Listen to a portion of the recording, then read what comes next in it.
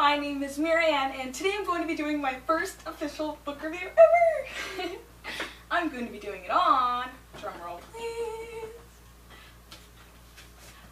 The Mark of Athena! I am so excited to be doing this book review because this is one of my most favorite books ever. Of course it is a part of the Heroes of Olympus series, which of course is connected to the Percy Jackson in the Olympian series, and it's by Rick Riordan, so just a pool of awesomeness all around. But yeah, I'm really excited. Fun fact for you, I actually received this book on the Mark of Athena tour stop that happened in my city. So this book actually came out on October 2nd, 2012, and I got it on October 3rd, 2012, because that's when the tour stop happened in my city. But yeah, it was really exciting. At first we received these books, which is so amazing because, I don't know if you can see, the sticker says signed by author. I don't know if I'll ever take that off, but yeah. Here we go. It has Rick's signature on it, which is so exciting. Really special to me because he is one of my most favorite authors of all time. I love Rick. So yeah, this really means a lot to me because it's my first autographed book by him. But yeah, that was really exciting. But yeah, on the tour stop, he basically talked about the Mark of Athena, gave us hints on it because, of course, everyone in the room hadn't read it yet. But yeah, so he talked about that, his future series, his past series with the PGO series. So that was really excited, talked about his characters and everything. He even did a little Q&A session, so that was really nice. And he also talked about his inspirations for writing, which definitely was very exciting for myself because I am an aspiring writer. I hope to be an author one day, a published author. So yeah, that just really meant a lot to me to see what his inspirations for writing were when he was younger.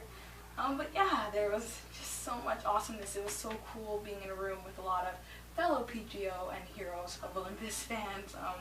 Yeah, I mean, who doesn't want to be in a room full of them? I loved it. But one of the best parts about it was that we actually received t-shirts. So that was really exciting. We got to choose between taking home a Camp Half-Blood t-shirt or a Camp Jupiter t-shirt. And while I love Camp Jupiter, I had to go with my pals at Camp Half-Blood. Yeah, I actually feel as though I'm a camper there myself, so I had to go with it. But yeah, this is really exciting. I love this shirt. It's my favorite shirt. Yeah. But on with the book review. I have my favorite owl necklace here. Right here. But yeah, I'm really excited. I'm just gonna dive right into it. Okay, so for those of you who haven't read the book, if you're watching this and you haven't read the book, it's basically about 7 demigods who are put together on a quest to save the world. So by demigods, I mean that they are either half children of a Roman god or a Greek god. So yeah, that's basically it. I'm actually gonna read the front passage of the book for those of you who haven't read it yet, just to give you the gist of what's going to happen in this book. So here it says, Annabeth is terrified, just when she's about to be reunited with Percy, after 6 months of being apart, thanks to Hera. It looks like Camp Jupiter's preparing for war, as Annabeth and her friends Jason, Piper, and Leo fly in on the Argo II, or Argo II. She can't blame the Roman demigods for thinking the ship is a Greek weapon. With its steaming bronze dragon figurehead, Leo's fantastical creation doesn't appear friendly. Annabeth hopes that the sight of their prior Jason on deck will reassure the Romans that the visitors from Camp Half-Blood are coming in peace. And that's only one of her worries. In her pocket, Annabeth carries a gift from her mother that came with an unnerving command. Follow the Mark of Athena. Avenge me. Annabeth already feels weighed down by the prophecy that will send 7 demigods on a quest to find and close the doors of death. What more does Athena want from her? Annabeth's biggest fear, though, is that Percy might have changed.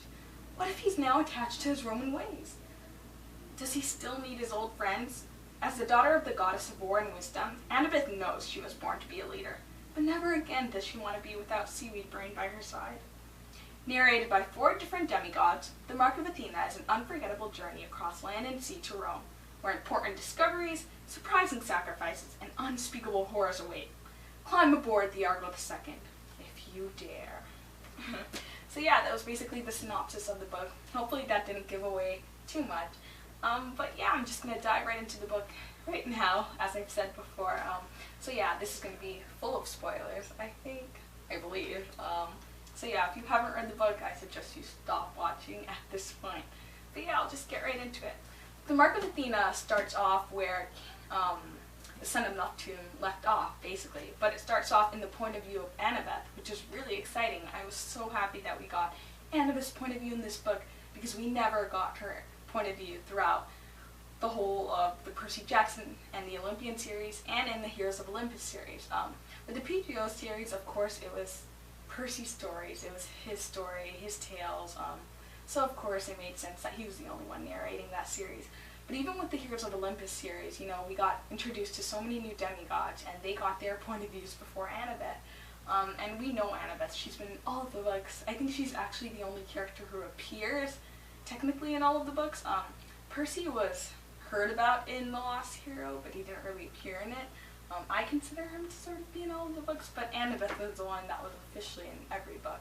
So, needless to say, getting her point of view was really just a gift from the gods. But yeah, so that was really exciting. We got to see into her headspace a little bit. As it said in the synopsis, we got to see her fears, you know, with her mom and with Percy not remembering her. So that was really interesting, because she comes across as this very strong, confident girl, like she is, but on the inside she definitely has her own doubts and fears, and she's not quite as put together as she kind of makes it seem. She sort of holds a mask over her face. So that was really exciting. We started from her point of view. One of the best parts about this book was that we finally got the Perciveth reunion, the long-awaited Perciveth reunion. I love Perciveth. They are my OTP, my favorite couple. So yeah, that was really exciting. So we got their reunion, but before that, on the ship, along with Annabeth, we had the other Greek demigods, which were Piper and Leo, besides Percy, because he's a Greek demigod, of course. And then we had Jason, who, as in The Lost Hero, as a part of Hero's exchange program with Percy, Jason went from the Roman camp to the Greek camp, and then Percy went from the Greek camp to the Roman camp, so they switched. So technically Jason is a Roman, but he's kind of been Greekified a little bit. So yeah, so they're all sailing towards Camp Jupiter. You know, they have to try to make peace with the Romans. There's a history of animosity between the two camps. They haven't really gotten along, you know, the children from both camps. And so they're going to try to make peace, because they know if they have to go against Gia, they're going to need the help of the Romans. So they're sailing over there. They have Coach Hedge as their supervisor, which, I mean, he isn't really the best supervisor. So they're sailing over there. Everything seems to be going fine. They find a way to land without technically landing on Camp Jupiter soil. All is fine. And like I said before, they had the Perciveth reunion, which is amazing, because it was, in the beginning, kind of a little fluffy. It was so exciting. They kissed, and yeah, it was just, it fulfilled my Perciveth shipper needs, but at the same time, she also judo flipped him, which added that little saying, which I feel is very prevalent in their relationship. It really suits Perciveth. So we had that reunion. There was a lot of tension between the campers of both camps, with Hazel finally seeing Leo and, you know, thinking of Sammy because he looks exactly like Sammy. And then there was also Rena coming to terms with seeing Jason with Piper, and yeah, it was just a big old sort of reunion. But yeah, so everything's going fine until Leo decides to fire against Camp Jupiter, and everything goes downhill. And we later find out that it's not Leo's fault. He was actually being possessed by the Eidolons. Hopefully I'm pronouncing that right. But of course Camp Jupiter doesn't know that, the fellow Greeks don't know that, and just whips into a frenzy. So everything just turns into chaos, and the Greeks have to escape, and along with the Romans. So Hazel, Jason, and Frank decide to come along, and we finally have our 7 assembled. Not in the best of ways, because, you know, you have the entirety of Camp Jupiter against them now, but they're finally assembled, and so this book was very, I think, integral to the series, because you finally have the 7 together, and they finally realize that they have to go against Gia. And that was one of the best parts of the book to me, was some of the demigods saying that, you know, they couldn't really hide behind smaller quests anymore or anything. You know, they finally realized that this was it, and that the prophecy was playing against in front of their eyes, and they had to come to terms with the fact that they had to try and save the world. So yeah, that was really exciting.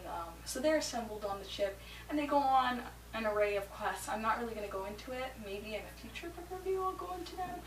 But yeah, so a lot of quests.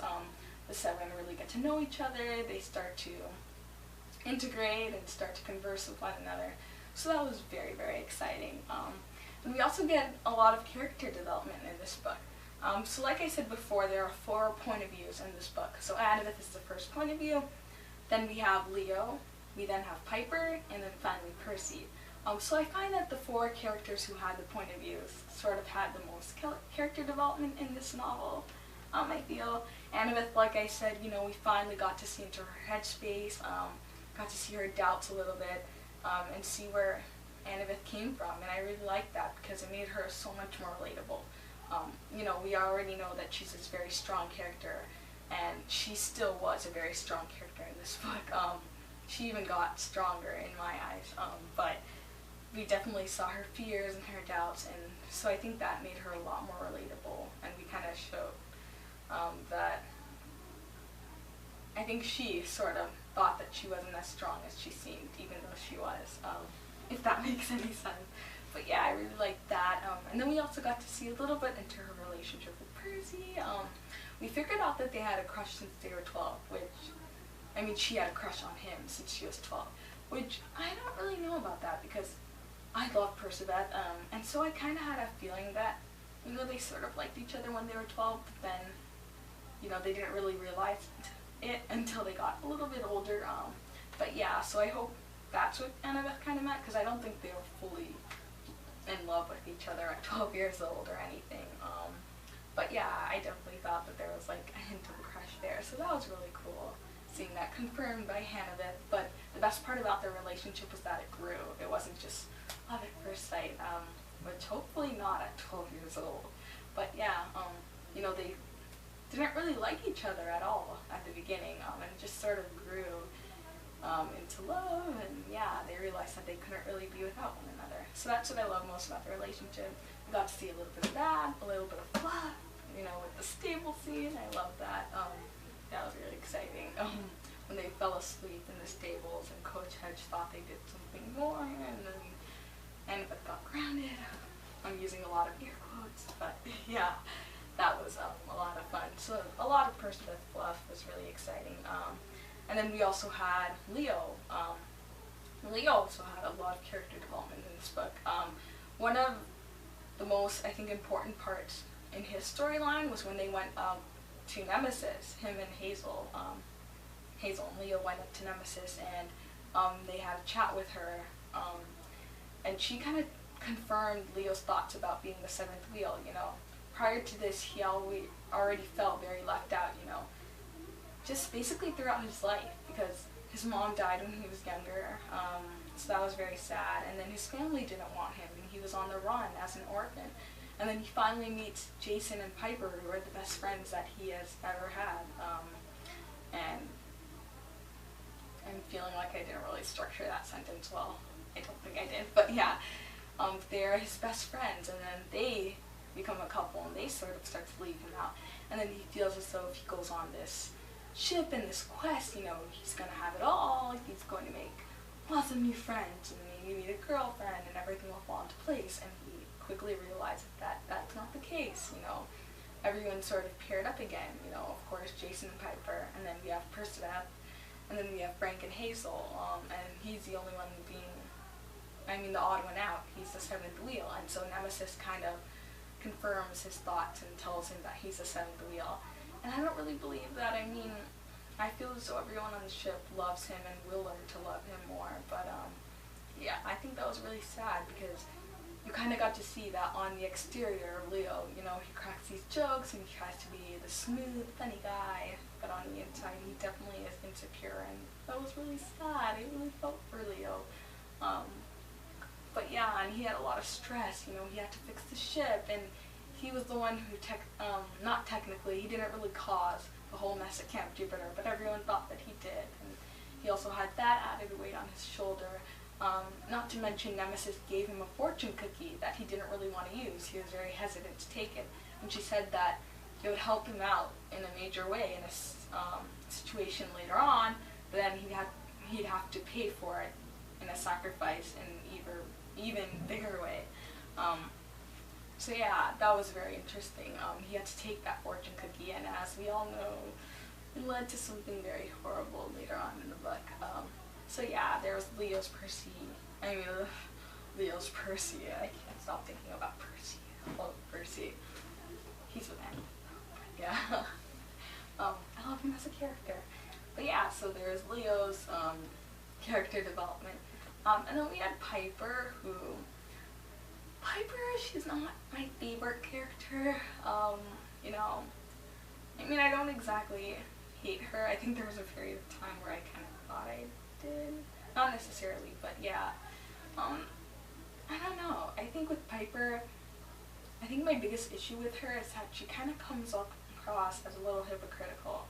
You know, she's always acting as though, in The Lost Hero, she's acting as though she's the special flower child of Aphrodite. She's so different, and she really isn't. You know, she's head over heels in love with Jason, and you know, she does sort of care about her appearance a little bit, even though she's trying to change her appearance to act different and make it seem like she doesn't. And then with this book, I felt as though she was very, I don't know, I feel like she doesn't really do a lot for herself. She just kind of sits around and worries a little bit. She did a lot more than Jason, I have to say, because Jason just sat around getting hit by a brick. I mean, I ship Jason and his brick, Grayson, but he just kept getting hit in the head all day. And Piper did very much help out in a few situations, so I think that contributed to her character development a lot. Of course, with, you know, the whole Hercules case, and then later on when, you know, she saw that scene in her sword, Catoptris, so she saw a scene of her, Jason, and Percy drowning, and later on that actually ended up happening, and she was the one that ended up saving them from that situation. So she did have a little bit of character development in the sense that, you know, I guess she did help out a lot. But I don't know with Piper. I feel like she has a lot more potential in that she isn't really being, I don't really know how to explain it, but yeah, with Piper I feel as though she definitely needs a lot more character development. I feel like she's staying the same person, even though she's, you know, doing other things. I feel like she's not maturing, and I just don't know how to describe Piper. I'm very sorry. My thoughts are very incoherent when it comes to Piper, I guess. But yeah, so there's Piper, and then we leave to Percy, which I feel like Percy is a character who pretty much doesn't really need to grow as much, because he had all of his character development, well, most of his character development, of course, in the Percy Jackson series, because it was all about him, and we got to see him grow from 12 to 16 years old. So now I feel like he's sort of sitting back and letting the other characters take the reign. So with Percy there isn't as much character development, but I don't think we really need it. I think with Percy, his biggest thing in this book was, well, there's two things. One, trying to leave Annabeth to become her own person, because he already knows that Annabeth is definitely her own person, but, you know, he's been separated away from her for 6 months, and, you know, she was the only one he remembered, and so he doesn't want that happening again. He doesn't want her out of her sight. And now that she has the prophecy of the Mark of Athena, you know, he doesn't want to leave her alone. He wants to help out. So I think his biggest character development was trying to learn how to step back and learning that it's okay. He doesn't have to come to Annabeth's rescue all of the time, which he already knew in the Percy Jackson series. But so there's that. And there's also the part with water. He is starting to develop a fear of water after drowning. So that was very interesting, because, you know, we know that he's this all-powerful son of Poseidon and that he can control the water, and he's pretty much the only son of Poseidon at this moment who is alive and is mortal, well, half mortal, of course he's a demigod, but half human, and so yeah, it was very interesting seeing that, you know, he couldn't always control water. So that was with Percy, but yeah, and then we had, of course, Jason, Hazel, and Frank. Like I said, they didn't have as much character development because, you know, they didn't really have their point of views. I think that makes sense. With Jason, he was easily, I think, the most useless character in this book. Like I said before, he just kept getting hit in the head with a brick sometimes as well. Recent. And then with Hazel, there was actually I feel a sizable amount of character development for Hazel because well, it actually came along with Leo because, of course, in the Son of Neptune we learned that she used to have an old crush/boyfriend back in the 1940s in the form of Sammy when she was about to turn 13, and so now she's back over 70 years later, and she finds this boy who looks exactly like Sammy, and that's kind of hurt a little bit because she knows deep inside that it's not Sammy and that he moved on in his life, but you have someone, a living replica of him right there. So she's of course very drawn to Leo. So yeah, she had to kind of come to terms with the fact that he's not Sammy and that he's his own person. And she did have a few moments with Leo. I have to say, I actually like Hazel a lot. Leo and Hazel. I know, like, there's Spring and Hazel and Hazel. It's very cute, but I don't know. I was very drawn to Hazel, especially in this book. Like, I really like them. I don't know. Yeah, I don't know if that will happen, but I really like them together. So yeah, Hazel definitely got. It wasn't so much as character development as just we added more to her storyline, I feel. A lot of what I was describing in this book review, a lot of it isn't really, I guess, character development as much as it is adding to their storylines, I feel. So yeah, we had that. With Frank, again, there wasn't really much character development with him. Most of his plot just revolved around being a little bit insecure, having Leo so close to Hazel because, of course, he just got together with Hazel. He doesn't want to lose her. And, of course, she's also guarding his stick, you know. He has a stick, and if it catches on fire, his life is gone. And then Leo shows up, and he's very close to Hazel as well. And Leo's main power is controlling fire, so that's got to make him nervous. So yeah, that was basically his plot, I think. You know, he did help out with the quest. All of them were involved with various quests, but yeah, I feel as though it's the people with the point of views who sort of had the most added to their storylines and the most character development. But yeah, the Mark of Athena was full of quests, Narcissus, Hercules, the Atlanta Aquarium, the Dolphin Warriors, Tar, even though we didn't really get to see that, Charleston, Aphrodite, yeah, just random words thrown in that all have to relate to the various quests that happened. But yeah, so, also there was a little bit of character development for some of the side characters, specifically Raina, I have to talk about. I love Raina. I feel as though she's very overlooked. I feel as though she's a very strong, independent character, and, you know, I feel as though Raina, if any character doesn't really need someone else to be happy, it would be Raina, and I really felt for her, especially in this book, because, you know, she's basically carrying the weight of an entire city on her shoulders, and that's got to be stressful, you know. She has New Rome to take care of, all of these warriors, and she's just a teenager. She has, you know, that whole weight on her shoulders, and, you know, typically you'd have 2 praetors in charge of the 12th Legion, but of course Jason was sent away by Hera, and he comes back and he has no interest in being a praetor, which that has to do really with the quest with Gia, but then he also comes back with Piper, and, you know, there's a hint of lingering feelings between Raina and Jason, so that's gotta hurt for her. And then Percy, you know, she invites him to be praetor, and he accepts. and he's there for all about 2 hours before he has to go off and leave again, and she's left with carrying the entire weight of the city on her shoulders, not to mention the fact that Leo and the Eidolons left her in a very compromising situation, because she knows that the Greeks really wouldn't attack on Camp Jupiter without good reason. She knows that they aren't all evil like Octavian thinks so, but at the same time, she can't really decline to go after them, because she knows that Octavian and the people who hate the Greeks, fellow people who hate the Greeks, will just find a way to get into power, and she'll lose her place, and they'll go after the Greeks anyways. So that was very interesting.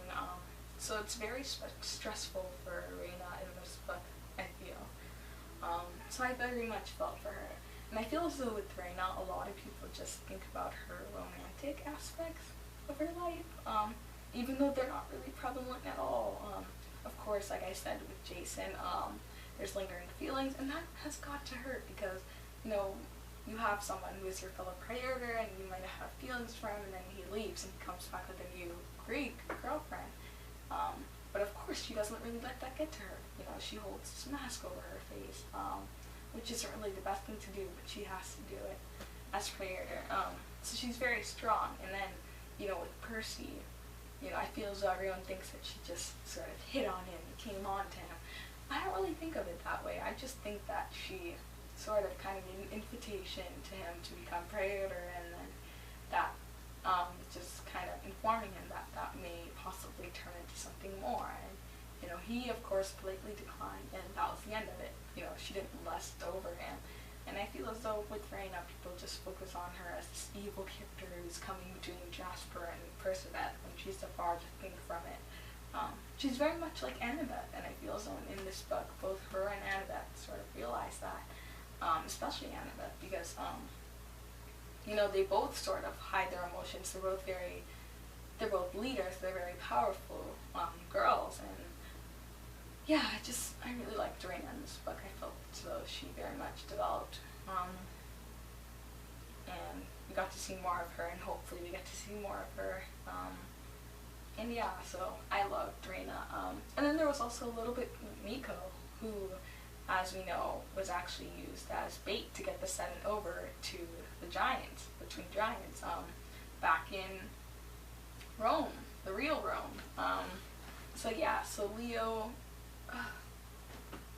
why did I say Leo? Nico is being used as bait, and he's very much on the verge of death, which is very interesting as the son of death. He has to eat these pomegranate seeds to live, and he survives on one a day. And the Seven swoop in, and they just barely save him. So that was very interesting.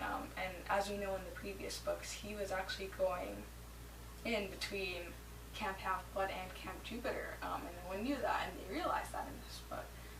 And so I felt for Nico, because he survived Tartarus all by himself as a 14-year-old boy. That's pretty crazy. But yeah, so there was Nico. But yeah, like I said, this book just very much focused on the various quests the Seven had. Yeah, it was a very fun read. Not always fun. When it came to the end, there was actually the prophecies that came into place. Both the prophecy of the Seven and the Mark of Athena prophecy. So with the prophecy of the Seven, of course there was with the twin angels, and so they had to fight against the twins. They had to use the help of Dionysus. I'm sorry if I'm not pronouncing his name correctly, who in his Roman form is Bacchus, I believe. So they enlisted the help of a god, and they finally were able to fight against the giants, and they won, but that was just one part of the prophecy. And they saved Nico, of course, like I said. And then, we had Annabeth with the Mark of Athena, and that was, very daunting, I feel, for her, because she had to go it alone. With the prophecy of the Mark of Athena, Annabeth had a lot on her shoulders. She didn't have her mom to rely on for advice, because her mom was stuck between her Greek form of Athena and her Roman form of Minerva. and, you know, she basically told Annabeth that she was a disgrace, and that, you know, she never would succeed, and that Percy was very detrimental towards her, just all of these horrible things, so that very much lowered Annabeth's self-esteem even more, and, you know, made her doubt her ability to complete her quest. And then, of course, you know, there's the added fact that for centuries, many children of Athena had been sent on the quest of the Mark of Athena, and had come back, you know, they basically failed the quest. You know, they either came back dead, or they came back crazy, and, you know, Annabeth has the shouldered weight of trying to achieve on this quest, knowing that she may likely fail, and having to go through it anyways alone. And then, you know, of course she has to face Arachne, which is, you know, for a child of Athena, you know, that's gotta be very scary. I'm getting chills right now because I hate spiders. Yeah, I'm wondering if I'm a daughter of Athena because I absolutely detest spiders.